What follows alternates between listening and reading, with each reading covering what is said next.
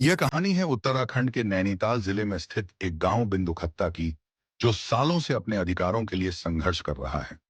एक ऐसा गांव जो सरकारी अभिलेखों में वन भूमि पर बसा है, लेकिन इसकी बसासत आजादी से भी कई वर्ष पूर्व की है, जब यह क्षेत्र खाम भूमि के नाम से जाना जाता था और वन विभाग को सन 1960 में हस्तांतरित किया गया, जिसे 1965 से 67 में आरक्षित वन क्षेत्र घोषित किया गया।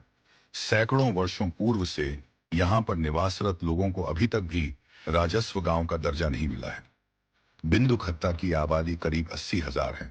लोग कई पीढ़ियों से यहाँ रह रहे हैं, घर बना चुके हैं, खेती करते हैं, अपने बच्चों को पढ़ाते हैं, लेकिन आज भी सरकारी रिकॉर्ड में वे अस्थायी हैं।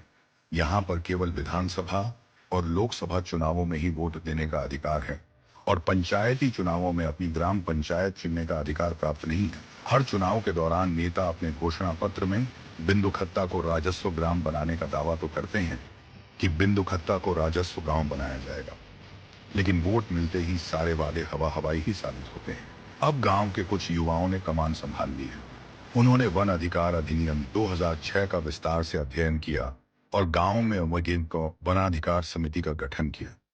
ये देश भर में घूमकर अपनी जैसी परिस्थिति वाले गांवों पर रिसर्च कर रहे हैं और देश के अन्य राज्यों में वनों पर निवास करने वाले लोगों को वनाधिकार अधिनियम 2006 के नियमानुसार उन्हें कैसे राजस्व ग्राम मिले, इस पर भी अध्ययन कर रहे हैं। वनाधिकार समिति का गठन कर वनाधिकार अधिनियम 2006 की धारा 3.1 ज के तहत गांव को राजस्व गांव बनाने की सामूहिक मांग उपखंड स्तरीय समिति को सौंपी गई।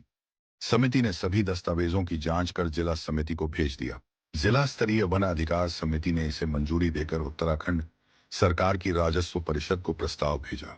अब इस प्रस्ताव को भेजे हुए 9 महीने से ज्यादा हो चुके हैं, लेकिन सरकार की तरफ से कोई फैसला नहीं आया और ना ही उस पर कोई कार्यवाही ही आगे बढ़ी है।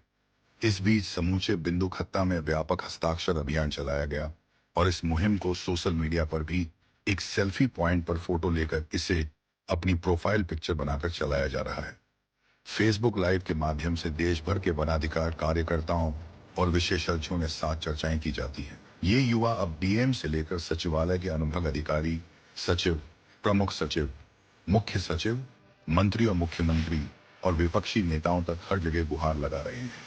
इन युवाओं की मुहिम को जनता का समर्थन तो मिल रहा है, लेकिन सत्ता पक्ष के ही जनप्रतिनिधि और उनके कार्यकर्ता नाखुश लगते हैं। क्या अपने अधिकारों की मांग करना राजनीति है? क्या शांतिपूर्ण संघर्ष एक अपराध है? बिंदुखत्ता का हर युवा यह सवाल पूछ रहा है।